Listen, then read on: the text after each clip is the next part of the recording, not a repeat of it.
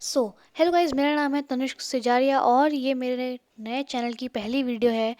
तो बेसिकली मैं इस नए चैनल में पढ़ाई से रिलेटेड कंटेंट बनाऊंगा, जिसमें मैं एनसीईआरटी की दोनों बुक इंग्लिश और हिंदी के चैप्टर्स को एक शॉर्ट समरी में समझाऊंगा हिंदी में। तो सबसे पहले मैं द फुट विदाउट प्रिंट्स, जो कि इंग्लिश क्लास 10 की सप्लीमेंट्री है, उसका पहला chapter a Triumph of surgery समझाऊंगा। तो इस चैप्टर में बेसिकली तीन मेन कैरेक्टर्स हैं, जिनका नाम है मिस्टर हैरियट, जो कि एक पेट्स के डॉक्टर हैं और नरेटर भी हैं। ट्रिकी, जो इस चैप्टर में एक डॉग है, और मिस्टर पम्फ्री, जो ट्रिकी की ओनर है। तो बिना किसी देरी के चलिए शुरू करते हैं आज का चैप्टर।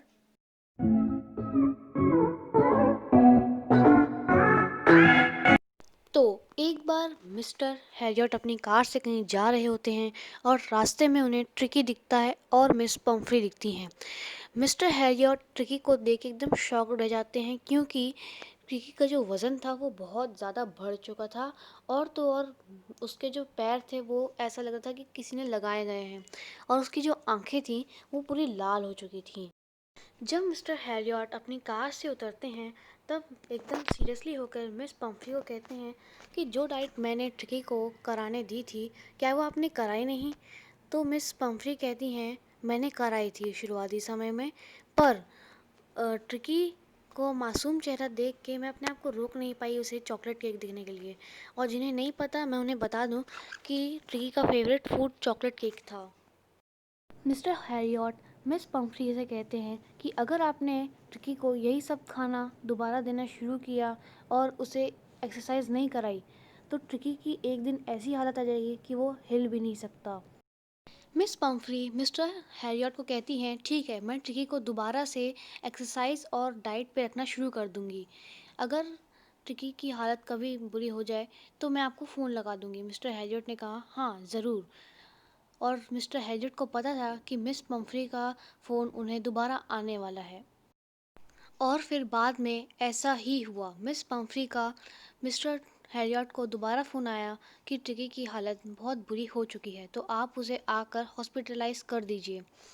तो फिर मिस्टर हैरियट तुरंत ही आए और मिस पम्फ्री के घर पहुंच गए ट्रिकी को लेने के लिए।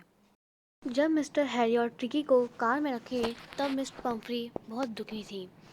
मिस पम्फ्री की जितनी भी सर्वेंट्स थी या फिर स्टाफ, वो सभी ट्रिकी के डेली यूज़ का सामान मिस्टर हैरियट की कार में रख रही थी। ये सब देख के मिस्टर हैरियट समझ गए कि मिस पम्फ्री एक रिच लेडी हैं, जो कि अपने डॉग का बहुत ज़्यादा ध्यान रखती हैं।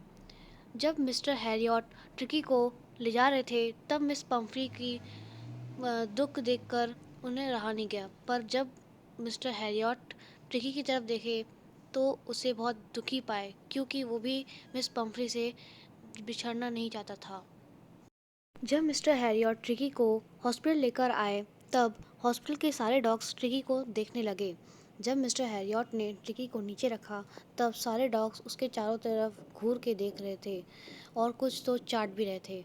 फिर ट्रिकी 2 से 3 हफ्ते तक हॉस्पिटल में काफ़ी सख्त डाइट में रखा गया। पर जब ट्रिकी ठीक होने लगा, तब मिस्टर हैरियट ने देखा कि ट्रिकी अब चलने फिरने लग गया है और काफ़ी दूसरों से बात भी करने लगा है। बात तो नहीं, काफ़ी सारे डॉगों से भौंकने लग गया है। एक बार जब मिस्टर हैरियट ने हॉस्पिटल की खिड़की खोली, तब ट्रिकी एकदम कूदते हुए बाहर निकला, मानो कि ट्रिकी एकदम ठीक ही हो गया है। इन सब के बीच मिस पम्फ्री के दिन में 12 बार फ़ोन आया करते थे, और हर दिन वो ट्रिकी को देखने आती।